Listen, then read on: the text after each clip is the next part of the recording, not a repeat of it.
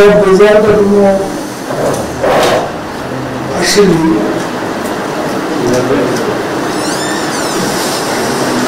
কিছু কিছু জায়গায় ভোট গণনা চলছে, অনেক জায়গায় শেষের দিকে। নির্বাচন কমিশন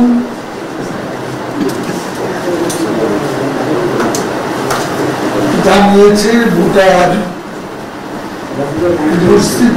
উপস্থিতি 30+30%-এরও বেশি।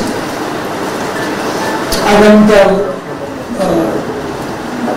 প্রকৃত টার্নআউটের বিষয়টি আমরা সঠিকভাবে জানতে পারব।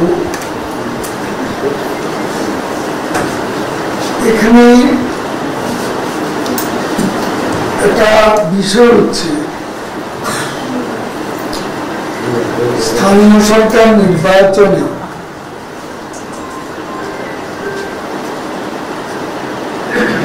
আমাদের প্রতিবেশী দেশ ভারতের পশ্চিমবঙ্গ এবং আমাদের বাংলাদেশে এটা শান্তিপূর্ণ ইলেকশন হয়, এটা বলা চলে। এখানে কিছু সংঘাত বিরোধ, তারপরে পশ্চিমবঙ্গে তো প্রামাণ্য উঠেছে গত নির্বাচন, পঞ্চায়েত নির্বাচন। সেখানে আমাদের এখানে 7 জানুয়ারি নির্বাচন ক্যাজুয়ালিটি। এখন আজকে যদি আপনি যারা ভোটাররা ভোট দিতে ভুলে গেছে, ভোটাররা কেন আসেনি একথা বলেন, এটা তো একটা স্থানীয় সরকার নির্বাচন। জাতীয় নির্বাচনে 7 জানুয়ারিতে ভোটার উপস্থিতি ছিল 42% বেশি। তাহলে আপনারা যে নির্বাচনটি করেছেন, আমি বিএনপি নেতাদের বলবো, আপনাদের যে 15ই ফেব্রুয়ারি নির্বাচন, এই নির্বাচনে বিবিসির যে মন্তব্য, বিবিসি বলেছিল 5% মাত্র টার্গেট, এবং তখন সরকারিভাবে নির্বাচন কমিশন 21% বলেছিল। তাহলে আপনাদের জাতীয় নির্বাচনে উপস্থিতি ছিল যদি 21ই ধরি, তাহলে সেই তুলনায় স্থানীয় সরকার নির্বাচনে 30+, এটা কম কিছু। আমি এটাকে খুব ভালো বলবো না। নির্বাচনের বিরুদ্ধে আমাদের দেশে বিএনপি সহ তাদের সমমনাদের অবিরাম মিথ্যাচার, মানুষের মধ্যে বিভ্রান্তির সৃষ্টি। তারপরে আমাদের দেশে এক ধরনের বুদ্ধিজীবী আছেন, তাদের অপপ্রচার তো আছে। তারপর এখানে টিআইবি আছে, টিআইবির অপপ্রচার আছে। তারপরে আরো কিছু নামি দামি বুদ্ধিজীবী আছেন, তারাও নির্বাচন সম্পর্কে অপপ্রচার করেছে, মিথ্যাচার করেছে, মানুষের আগ্রহ নষ্ট করার চেষ্টা করেছে ভোটের ব্যাপারে। তারপরে আমি মনে করি উপস্থিতি যেটাই হয়েছে, আমি খুব ভালো বলবো না, তবে বলবো মোটামুটি সন্তোষ।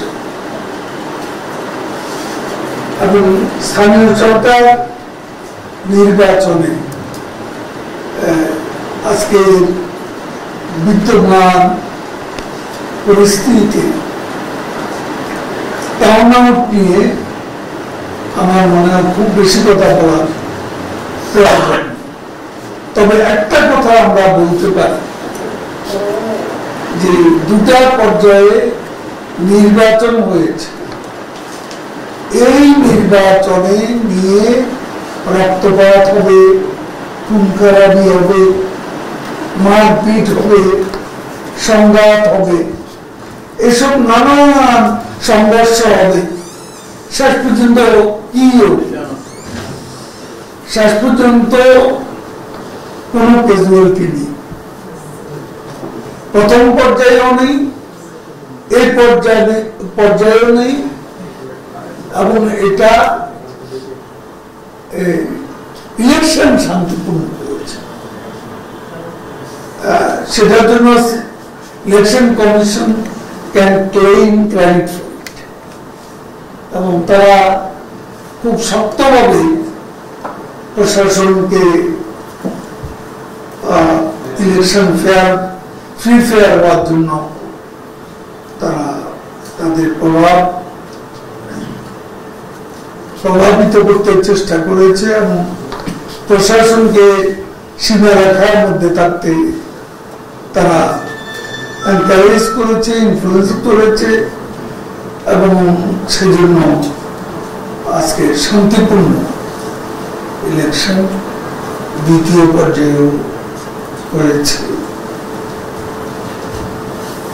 আপাতত আমি এটুকু শান্তিপূর্ণ ইলেকশন তাহলে মোটামুটি সন্তোষজনক। আর তুলনামূলক আমি বলতে চাই যে রক্তপাত ছাড়া বিএনপির আমলে কোন স্থানীয় সরকার নির্বাচন এই দেশে হয়। টার্ন আউটের কথা বললে তাদের জাতীয় নির্বাচনেও বিবিসি 5% বলেছে, 21% গুগলে একটা হিসাব আছে। তার মানে ইলেকশন কমিশন 21% প্রকাশ করেছে। আমার বক্তব্য আপাতত এটুকু বলবেন।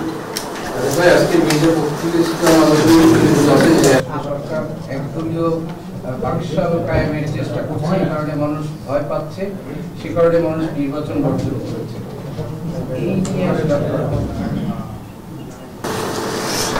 আমি এ বিষয়ে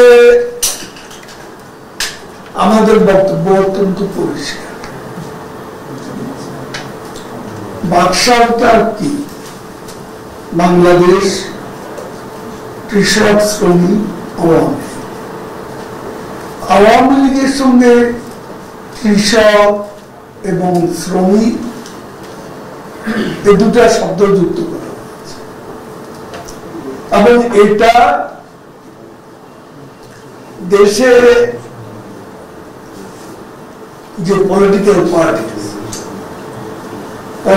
পার্টি এবং তার বাইরেও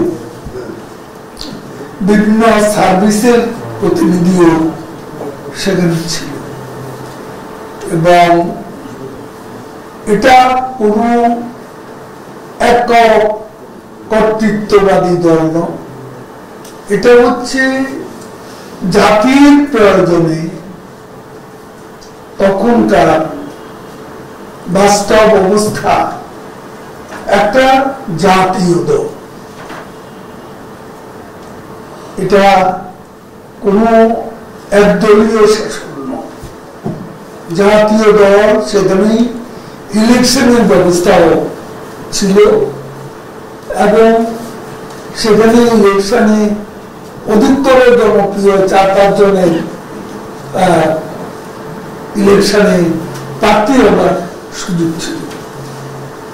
মোটামুটি একটা ব্যবস্থা। তার চেয়ে ওখানে দ্বিতীয় বিপ্লবের কথা বলা হয়েছে, সেটা ইকোনমিক দিক থেকে, আমাদের অর্থনীতির দিক থেকে অত্যন্ত গুরুত্বপূর্ণ, এবং এখানে একটা কথা, ফখরুল সাহেবরা যত মিথ্যাচারী করুক, তথ্য প্রমাণ তো আছে। তখন সেনাপ্রধানের বাংলাদেশ কৃষক শ্রমিক লীগের, আওয়ামী লীগের সদস্য হওয়ার বিধান ছিল, কিন্তু জিয়াউর রহমান বিশেষভাবে বঙ্গবন্ধুর কাছে আবেদন করে সদস্যপদ লাভ করেছে। আমি এটা চ্যালেঞ্জ করছি, এর সত্যতা তথ্যযুক্ত আছে, সত্যকে বিকৃত করে লাভ নেই। তখনকার পত্রিকাগুলো দেখুন, তখন ওই পত্রিকাগুলো পড়লে জানতে পারত, কারণ এটা তো আর গোপন ছিল না। জিয়াউর রহমান সদস্য, ওটাতে ওই বাকশালের যে কমিটি 71-এ তার নামটি ছিল। আমি ফখরুল সাহেবকে আবারও চ্যালেঞ্জ করছি, মিথ্যাচার করলাম, এটাই হলো সত্য। বলুন। ভাই, আমার একটা প্রশ্ন ছিল, এক সপ্তাহ যেতে না যেতেই বলে গিয়েছিলেন সম্পর্কে এগিয়ে নিয়ে যাবে বাংলাদেশের সাথে, কিন্তু সাবেক সেনাপ্রধানের ভিসা নীতি ওনারা জারি করেছে দুর্নীতির কারণে। তো আওয়ামী লীগ সরকার এই দুর্নীতির বিপক্ষে যে জিরো কর্মসূচির কথা বলে, আপনারা আসলে এটা কিভাবে দেখছেন সংগঠন থেকে এবং দল থেকে? আমরা দেখছি, আমরা এই বিষয়টি জেনেছি। এটা হচ্ছে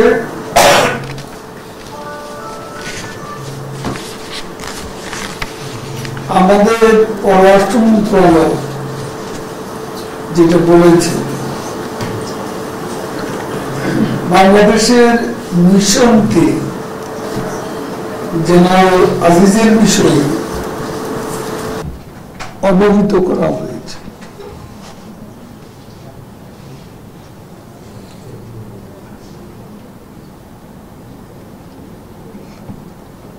জেনারেল আজিজের বিরুদ্ধে আসলে যে ব্যবস্থা নেওয়া হয়েছে সেটা ভিসা নীতির প্রয়োগ নয়, এটি অ্যাপ্রোপ্রিয়েশন আইনের,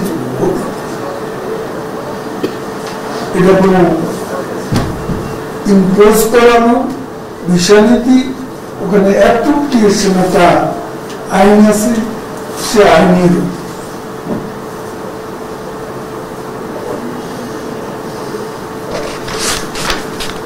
এটা নিয়ে আমি আর বেশি, আমাদের পররাষ্ট্র মন্ত্রণালয় মাননীয় মন্ত্রীর কথা বলেছে,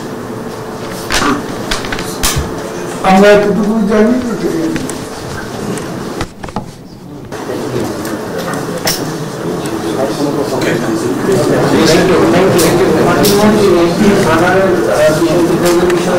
আমরা এই সম্পর্কে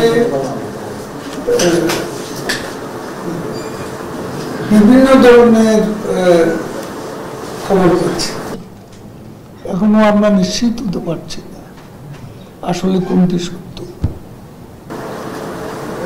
দেখা যাক, সত্য তো বেরিয়ে, তুমি সাংবাদিকদের সাথে ওখানে কেন বসছো?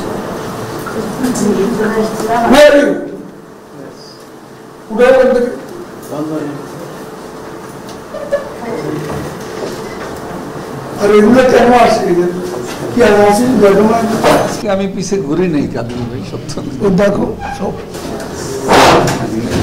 কাজে এখানে আছে, ছবি তোলা।